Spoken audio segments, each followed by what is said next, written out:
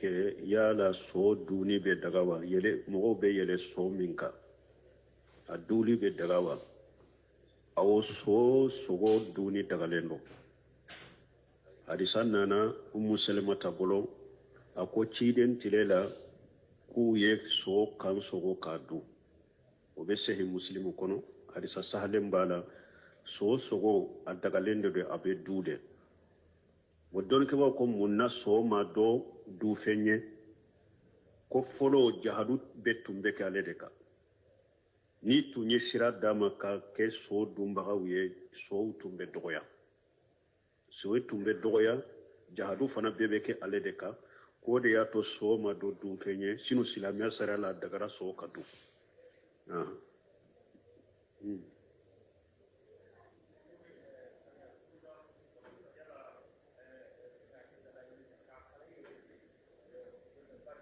ko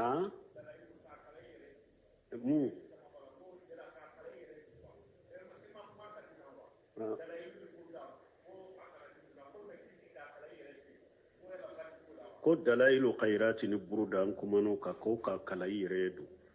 be ahli sunna wal jamaa kon ye min sabati nin kitabu nunun ka kola iku to ye pew kama bula dalailu khairati qurafati chaman ni hadisa mawdu chaman ni qulu chaman de bala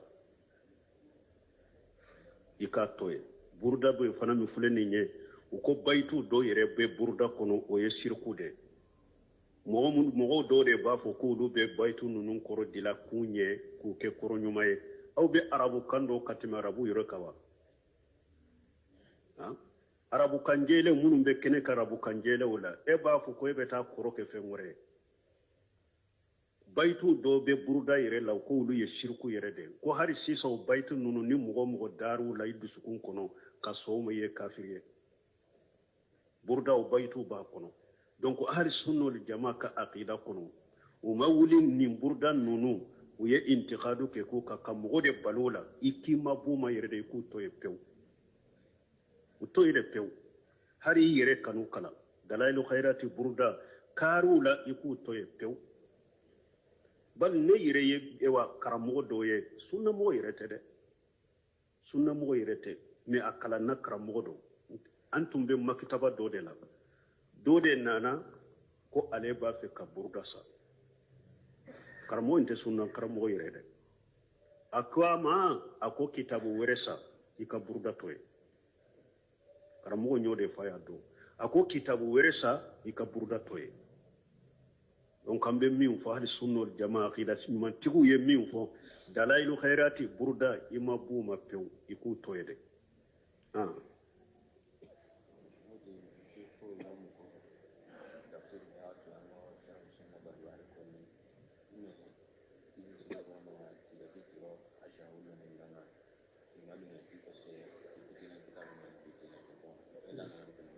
bon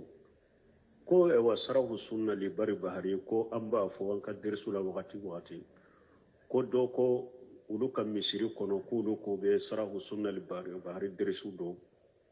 ko do ko ku to e fitina kitabu de do ko ambe mun fo la tigi yere de fitina mo min ben ni fo ale de fitina ye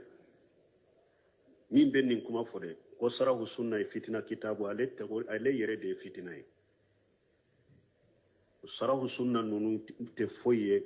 kam mogo sagi kata qur'ana ma ni sunna ala fahmu salaf salih bar bahri sari sunna bar bahri uye ulude ni mogo min ba fo ko o ma fitina kitabu atigi de fitina ye nunu ko ni te fitina kitabu ye ni nunu yere tumbe kala balaw munu ni fitina munu tumbe jamana kono nan tumbe ulu kala ka barake noye ambe balaw ni fitina munu na ala tumbanki sulante dowla ulu tigi yere de fitina be jamana kono balaw be jamana kono ni kuma fo bagaw no anyugona wude do ala kan kisu toroma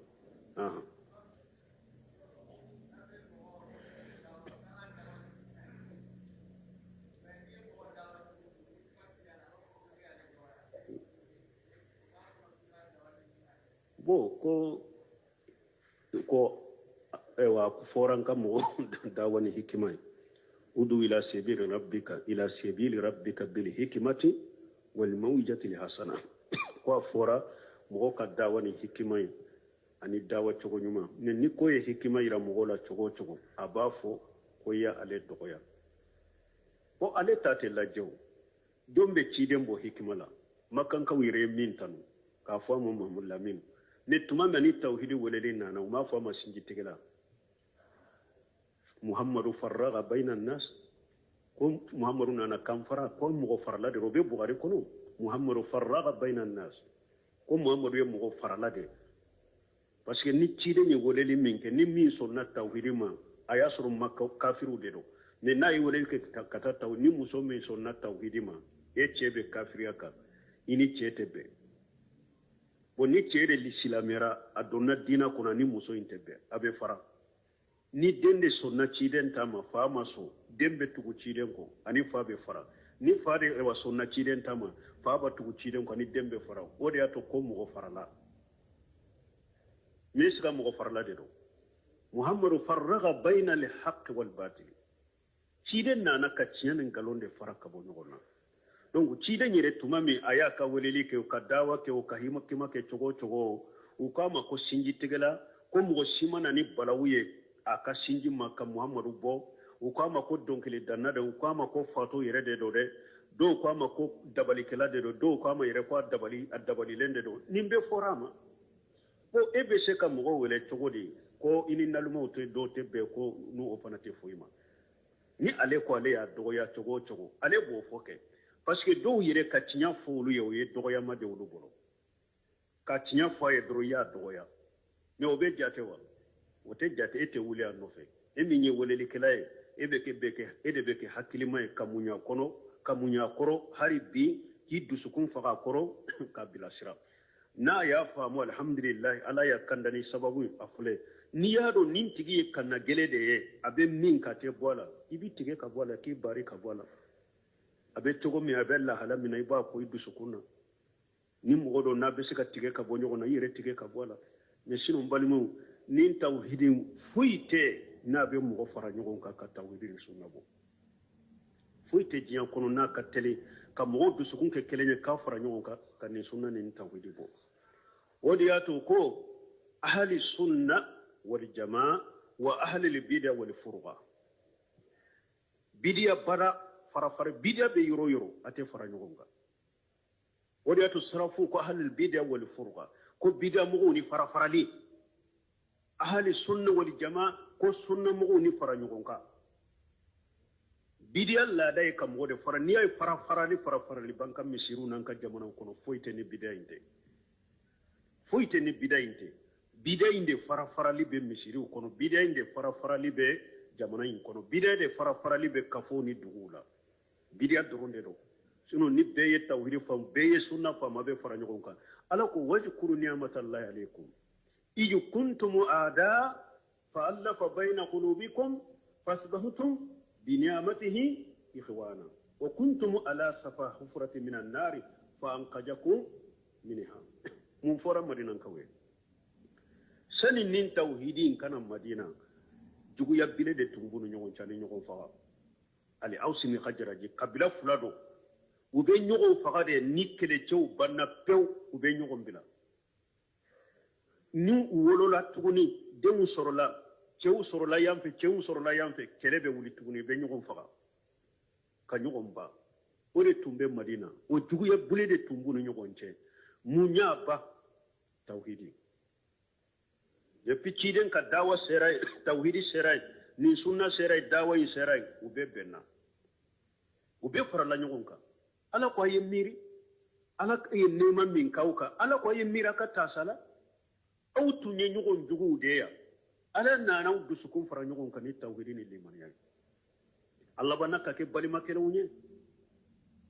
aw tumbe chan ni islamiya kana sani nin tawhidi kana aw tumbe jahannaba dinga dadela atumbe nyogon faga ni nyogon jugu ya minna aw tumbe jahannaba dinga dadela ala ya ukisoma ولو أنفقت ما في الأرض جميعا ما ألفت بين قلوبهم ولكن الله ألف بينهم ala ko jide ma ko dugu kolo kan nafolo benni tunya nafaqati ko madina kan nunun dusukun ka ke kelenya ka fara nyogon ka itun tese ko fara nyogon ka ni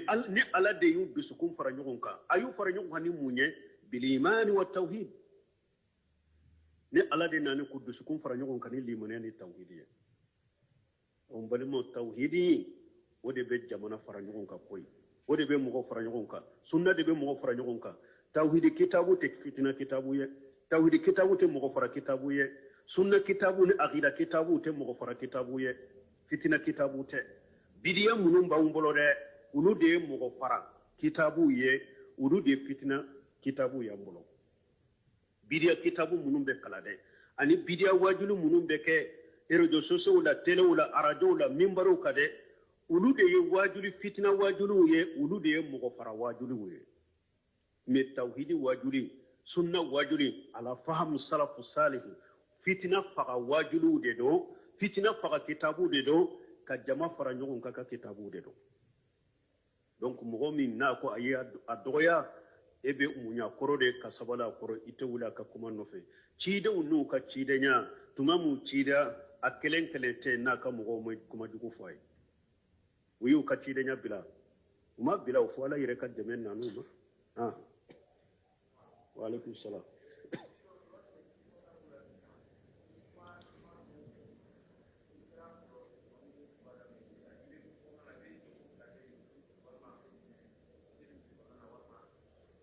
bon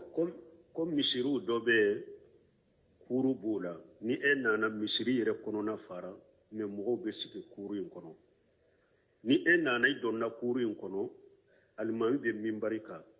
misiri fɔli arakan fila bɛ kɛ wa ou bien a tɛ kɛ misiri jɔlen kuru bɛ misiri na kuru in kɔnɔna bɛɛ ye misiri dɛ kuru in kɔnɔna bɛɛ misiri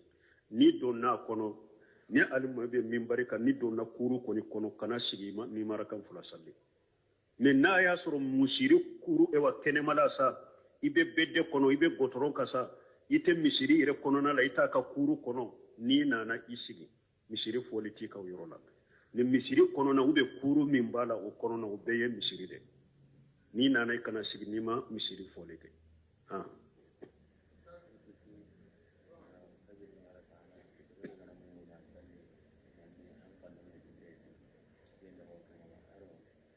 ara kahana kammo fajira na hatan panci arakatali fajiri ube suguma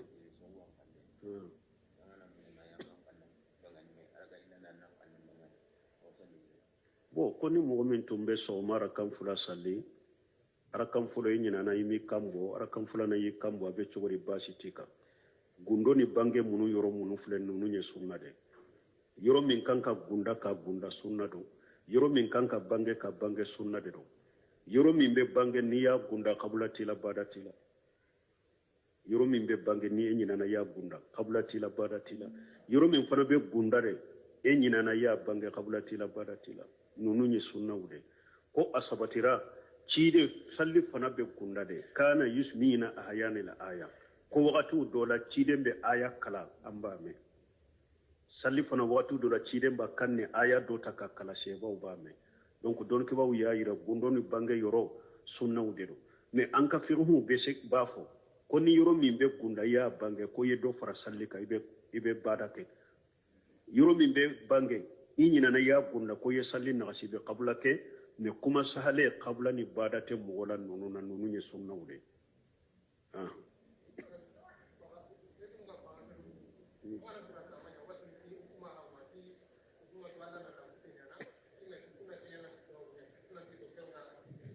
bon ni an ye nin pɛrɛpɛrɛ latigɛ yan ne y'o de fɔ aw ye ko n'a y'a sɔrɔ aw bɛ derisu ninnu lamɛn ni hakili ye kow dɔ bɛ yen n'u olu fɔra yan aw b'u faamu joona ne ye nin fɔ ka pɛrɛpɛrɛ latigɛ ko sɛbɛden ye cogoya fila de ko dɔw bɛ yen ko sɛbɛn b'u la baga b'u la ni e ko baga b'u la a man ɲi k'olu b'a fɔ e ma faamu anw b'a dɔn ala de bɛ fɛn bɛɛ kɛ anw ye nin kɛ sababu de kama ne ye nin bɛɛ pɛrɛpɛrɛ latigɛ yan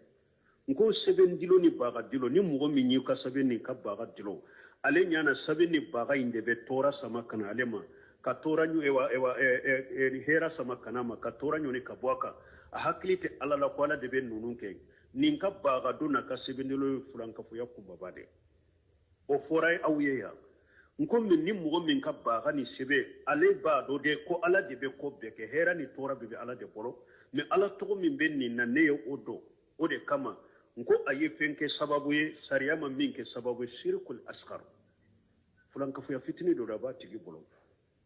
a si dagalen tɛ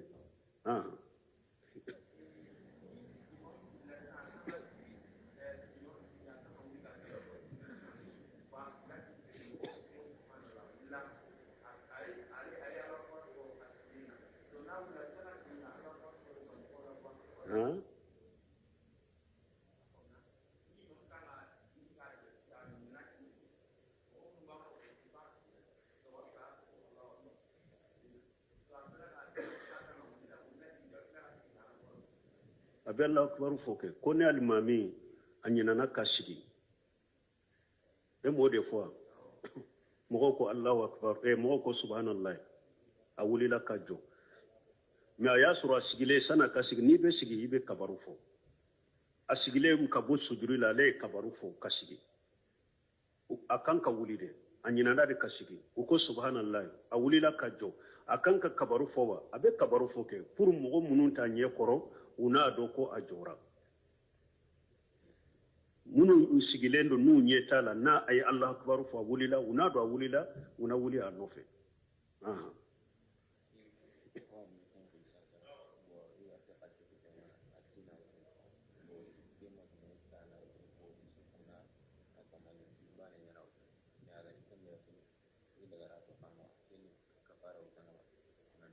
a tigi de bɛ ɲininkali ko bɛɛ bɛ ɲininkali kɛ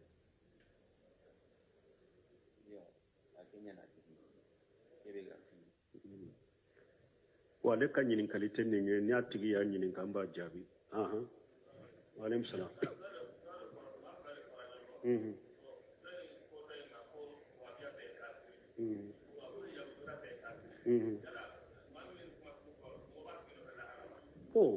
ko mɔgɔw ni dɔw de tun bɛ ɲɔgɔn na ko a ko wahabiya bɛ kafiri hijabutigi bɛ kafiri o kunko b'a nɔfɛ lagaraba dɔnnikɛbaw ko nin kuma sugu fɔbaga an tɛ se k'a fɔ ko ale ye kafiri ye fɔlɔ parce que u t'a dɔn ni mɔgɔ ye kuma dɔn a kɔrɔ ye mun ɲa laɲini ye min ye i t'o dɔn i y'a dɔn jahiliya ni fɛn dɔnbaliya kan ujura bɛ se ka di a tigi ma n'u tɛ nin kuma sugu mɔgɔ ye kafiri ye n'u tɛ o kɔrɔ de dɔn parce que ciden kɔ a ko n'i ko mɔgɔ ma kafiri a ko ni kafira in ma sabata kan kafira in bɛ segin ka na e de ma k'a fɔ mɔgɔ ma fasiki k'a fɔ mɔgɔ ma i bidiya mɔgɔ k'a fɔ mɔgɔ ma i kafiri ninnu a ka sɔrɔ a sabatilen b'a tigi kan ni kafiriya sabatilen b'a tigi kan k'a ma kafiri kafiri don ni bidiya sabatilen bɛ mɔgɔ kan i ka bidiya mɔgɔ don ni fasika sabatira mɔgɔ kan fasiki don mais ciden ko ni y'u fɔ mɔgɔ ye n'u t'a la kuma in bɛ segin ka na e de ma kuma in bɛ segin ka na e de ma kɔrɔ caman b'a la dɔnnikɛbaw ko e ye kafiriya min fɔ ko e ko a ma kafiri kafiriya sabatilen tɛ ale la e de bɛ kɛ kafiri ye sisan parce que e fɔle ka silama kɛ kafiri ye mɔgɔ kɛ kafiri ye mɔgɔ min tɛ kafiri ye e de ye kafiri ye sisan Sheikh Muhammad bin Salih Usaimin rahimahullah a ko a kɔrɔ dɔ la laɲini ye mun ye ni ko mɔgɔ ma kafiri ni kafiri tɛ ni kafiri dɔw fula ko mais ni kafiri tɛ ko ni ala ma fari ka ala bɛ e de lajarabi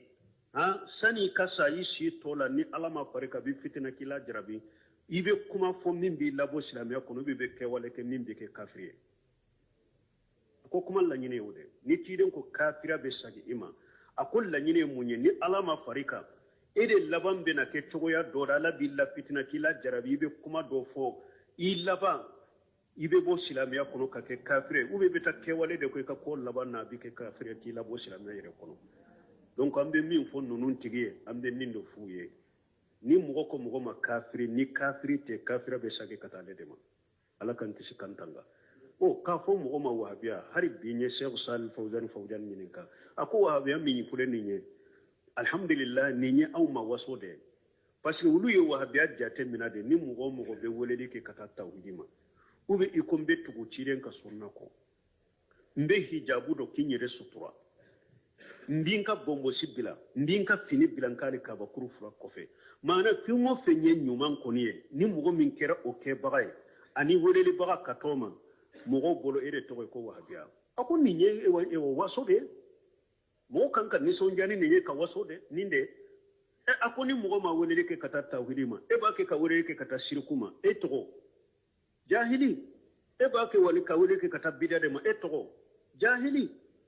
mais n'a kɛra de sa ni mɔgɔ min ye weleli kɛ ka taa tawhidi de ma mɔgɔ min ye weleli kɛ ka taa sunna de ma mɔgɔ min weleli kɛ ka taa sarafu taabolo de u bɛ y'i yɛrɛ sutura u bɛ ye bonbosiw bila u bɛ n tin bolo di walimuso ma o de kɛra wahabiya ko ɲuman dama kobaga na kɛbaga e de kɛra wahabiya ye aw ni fɛn bɛɛ ma taa k'olu to wa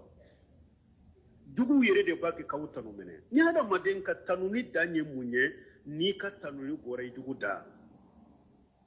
o de filɛ sunnamɔgɔw kan u ka tanuni bɛ juguw yɛrɛ de da parce que ni mɔgɔ min kɛra tawhidi mɔgɔ de sisan e kɛra wahabiya ye e kɛra mɔgɔ min kɛra ciden tugubaga ye e kɛra de wahabiya ye mɔgɔ min ye hijabu dɔ k'i yɛrɛ sutura e kɛra wahabiya ye mɔgɔ min ye bonbosi bila finiw tigɛra e kɛra wahabiya ye mɔgɔ min tɛ bolo di walimu e kɛra wahabiya ye aw ni ɲuman bɛ taa k'olu to wa o de y'a to ko bayiturukɛla dɔ ko wa in kana itibahu ahmad sallallahu alaihi wa sallam mutawahhiban wa in kana itibahu ahmad mutawahhiba fa ana ashhadu saghalaini annani wahabi kunna yasru ahmad tugubaga mana ciden tugubaga kunna yasru o de be mogo ke wahabiya ye ko ale be jinna ni hadamaden be ke seere ye ko ale ye wahabiya ye bayturukɛla dɔ ye do fɔ wa in kana itiba'u ahmad muwahhiba wa ashhadu saghalaini annani wahabi ni ciden tuguli o de be mogo ke ko wahabiya ko ale be jinna ni hadamaden be seereya ko ale kɛra wahabiya ye ala ka hakiliman da mo balimaw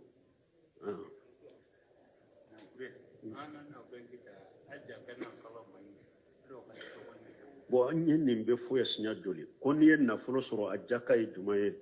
min ye warijɛ de n'o b'i bolo garamu 595 a ka nisabe y'o de n'a sera o ma jaka bi kan n'i ta ye sefa de ye i bɛ warijɛ feerelaw de ɲininka warijɛ garamu 595 sefa hakɛ min b'o sɔrɔ ni san yɛlɛmana na i bolo jaka bi kan ɲininkali wɛrɛ min bɛ an bɛ kuma fɛn kɛ n'a ye dɔw ka ɲininkali tun bɛ muso dɔw de ye ɲininkali naati ko kamalen dɔ de don a jɛra muso dɔ nɔfɛ ka kɔnɔ da a la bon k'u ye furu siri kɔnɔ in kan k'a kɛ furu ye ko a ye denni in furu bon ko ale ko kamalen in ma ye denni in ma ko ale ye denni in ye baro kɛ ko denni in ko min ye kɔnɔ da ale la k'u ye furu siri ko a y'ale furu ko ale ko denni in ma ko i tɛ furu la dɛ ne y'a mɛn kalanbagaw la ko a tɛ bɛn furu ka siri kɔnɔ kan ko a bɛ furu buruja de n'a bɛ furu ɲɔgɔn na a bɛ sagi ka furu siri kura ye ko denni in ko ayiwa ko ale ma da nin na ko olu ka furu ka ɲi dɛ ko ale ko a bɛ ɲininkali lase kalanbagaw ma an bɛ min fɔ nin na muso kɔnɔma a tɛ daga furu ka siri kɔnɔ k'a tɛ daga i ka don ni muso ye ka kɔnɔ to a la mɛ cogoya fila de cogoya fɔlɔ muso min a cɛ y'a bila dɛ a kɔnɔma don a tɛ daga furu ka siri nin kan a tɛ daga i ka don n'a ye ka kɔnɔman to cogo si bɛɛ bɛnnen b'o kan ou bien muso cɛ de fatura a bɛ i da la a kɔnɔma de don a ma jigin cɛ min fatura o de den b'a kɔnɔ a tɛ daga furu ka siri o kɔnɔ kan a tɛ daga mɔgɔ wɛrɛ ka jɛ muso in nɔfɛ k'o kɔnɔ to a la fo a ka jigin sɔsɔli tɛ ninnu na ala ka aya kosɔn wa ulatul ahmal ajaluhunna an yadana hamlahunna ala ko muso minnu kɔnɔma don olu ka i da ye dɛ u ka jigin dɛ n'u ma jigin u bɛ i da de la o ciden sallallahu alaihi wasallam a ko hadisa sahalen kɔnɔ a ko man kana yuminu billahi wal yawmil akhir fala yasqi ma'ahu walada khayrihi ciden ko mɔgɔ min limana ni ala ye ani don laban e kan'i ka ji kɛ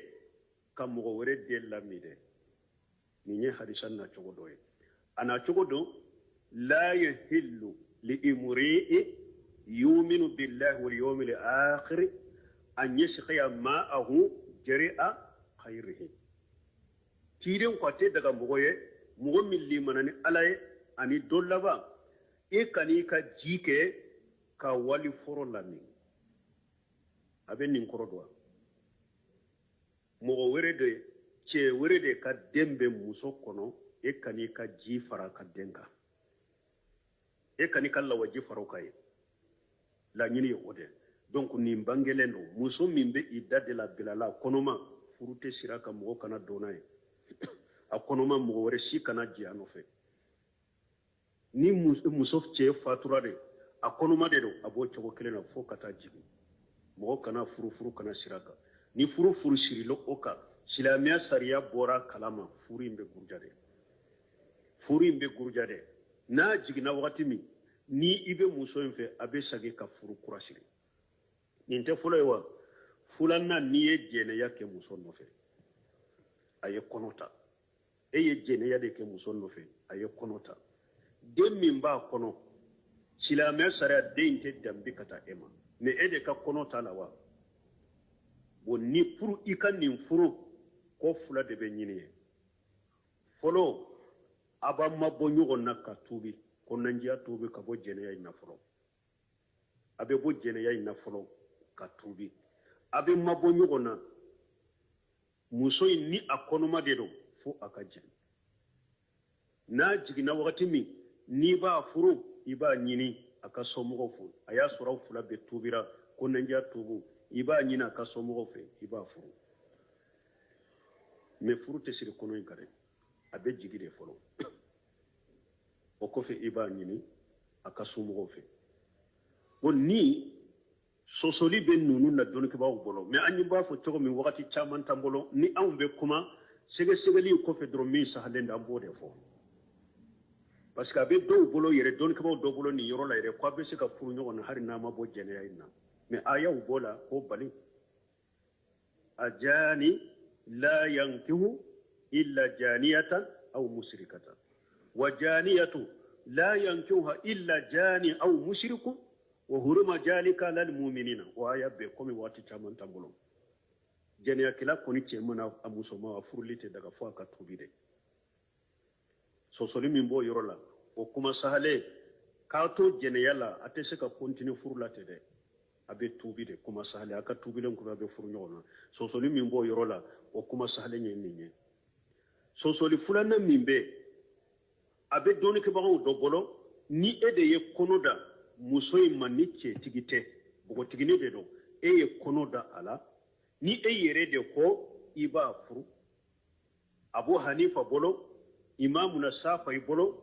udo kama jahabi ula ni yere de ka kono do ibe se ka furu shiraka ibe se ka jano fe parce que kono nye tay de la ni tani moja bitugu taywa me kuma sahalim be ni fanala atebbe de kuma sahalim be ni fanala atebbe manye hadisa min fo ni ciden ko ikana ika jike ka mo wore de kalami bon nin dem min fula kono ede kono dala de me dem min do silamiya sara la te dambe katima i kanu oni ji nyagambi dem min be dambe katima i kanu nyagambi ni ya furu sisa ko anya ke furu ya furu dem min ba kono o soro la ka soro furu te o te jenya ke denyewa o te dambe kata ema ciden ka hadisa koso o le ahira le hajar ciden ko jenya ke la kumantiya de biye denti boro o dem min ba kono sariya la o te dambe katima ne aw ye furu sira ko ya ke furu ye iba ke ka jenyogonyan min ka no fe kala wajibi min bilay o ye denye min be dambe katima donc la wajibi dembe dambe katima ani dem min be ate dambe katima u be nyagambi donc ni fana kuma sahale ate daga har ni ede ka kono be deni na ate daga furu ka siri kono inka ate daga ka jia no fe ka kono intola iba bilade na jigina altubira iba nyina kam wofe abe furu nyoma bo doni ke bawo ko ni furu siri la konoka aye furu siri konoka ni silamɛya sariya bɔra kalama sariya bɛ a bɛ buruja de furu bɛ buruja ka bɔ ni ɲɔgɔn cɛ ni furu sirila kɔnɔ kan u donna n'a ye fana kɔnɔ b'a la silamɛya sariya bɔra kalama ou bien aw yɛrɛ nana bɔ a kalama a ye furu buruja ka bɔ ni ɲɔgɔn cɛ a ye furu in buruja ka bɔ ni ɲɔgɔn cɛ furu kura ka sira ni ɲɔgɔn cɛ silamɛya sariya la kuma sahale awa kɔnɔ min hari ni yɛrɛ ka kɔnɔ dɔ jɛnɛya kɛ den a tɛ daga furu ka sira kan a tɛ daga i ka don ni muso ye ka to a la bon ni furu sirila kan furu sahalen tɛ dɛ a y'a buruja ka bɔ yen furu kura ka siri o dɔnnibagaw dɔ ko de sa n'a y'a sɔrɔ nin sugu furu in kɛra mɛnna den caman sɔrɔla mais dɔnnibagaw dɔ de tun ye fatawa kɛ aw ye ko baasi t'a la ko a bɛ se ka bɛn aw y'a kɛ o kama ni nin sugu kɛra a ko an fana ma tan kun fɛ dɛ an ye dɔnnibagaw de ɲininka ko baasi t'a la an y'a kɛ nin furu burujali t'aw kan tant que dɔnnibagaw dɔ de ka fatawa dira aw ma a ye baara kɛ n'a ye a tɛ furu in buruja tant que a kɛra mɛnna denw bɛ yen furu in tɛ buruja o bɛ tɔ ten mais ni o tɛ yan a ma dɔnnibagaw ka fatawa ta a ma taa ni majabi si ka kuma ye aw yɛrɛ k'a kɛ ten a bɔra kalama furancɛ ma janya a ka buruja de furu ka buruja ka bɔ ni ɲɔgɔn cɛ furu kura ka siri silamɛ sariya fɛn sahalen min ye ninnu na o ye ninnu de subhanaka allahumma rabbana bihamdika ashhadu an la ilaha illa anta astaghfiruka wa atubu ilayk ike yala so duni bɛ daga wa yɛlɛ mɔgɔw bɛ yɛlɛ so min kan a duli bɛ daga wa awo so sogo duni dagalen don hadisa nana ummu salamata bolo a ko ciden tile la k'u ye so kan sogo k'a dun o bɛ sehi muslimu kɔnɔ hadisa sahalen b'a la so sogo a dagalen de don a bɛ du de o dɔnnibagaw ko mun na so ma dɔ du fɛn ye ko fɔlɔ jahadu bɛ tun bɛ kɛ ale de kan ni tun ye sira d'a ma ka kɛ so dunbagaw ye sow tun bɛ dɔgɔya so tun bɛ dɔgɔya jahadu fana bɛɛ bɛ kɛ ale de kan k'o de y'a to so ma dɔ dun fɛn ye sinon silamɛya sariya la a dagara so ka dun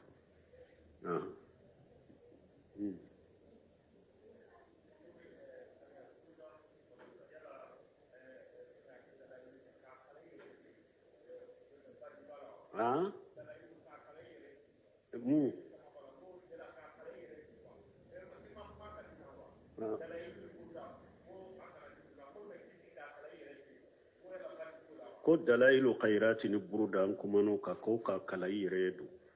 be ahli sunna wal jamaa ko ye min sabati nin kitabu nunun ka kola iku to ye pew kama bula dalailu khairati qurafati chaman ni hadisa mawdu chaman ni qulu chaman de bala ika to ye burda be fana mi fuleni nye uko baitu do yere be burda kono o ye shirku de mɔgɔw dɔw de b'a fɔ k'olu bɛ bayitu ninnu kɔrɔ dila k'u ɲɛ k'u kɛ kɔrɔ ɲuman ye aw bɛ arabu kan dɔw ka tɛmɛ arabu yɔrɔ kan wa arabu kan jɛlen minnu bɛ kɛnɛ ka arabu kan jɛlenw la e b'a fɔ ko e bɛ taa kɔrɔ kɛ fɛn wɛrɛ ye bayitu dɔw bɛ buruda yɛrɛ la k'olu ye shirku yɛrɛ de ko hali sisan o bayitu ninnu ni mɔgɔ daaru la i dusukun kɔnɔ ka sɔn o ma ye kafiri ye buruda o bayitu b'a kɔnɔ donc ahli sunna wal jamaa ka aqida kono o ma wuli nin burda nunu o ye intiqadu ke ko ka mɔgɔ de balola ikima buma yɛrɛ de ku to ye pew o to ye pew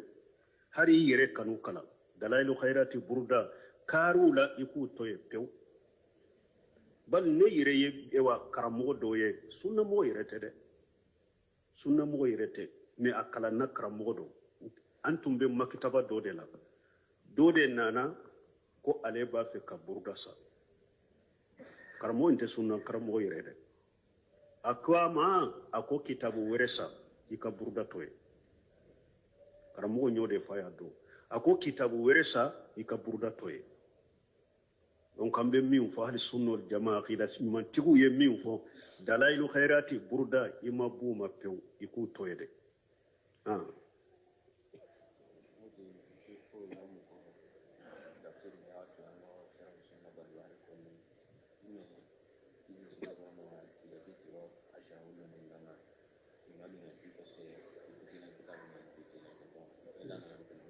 bon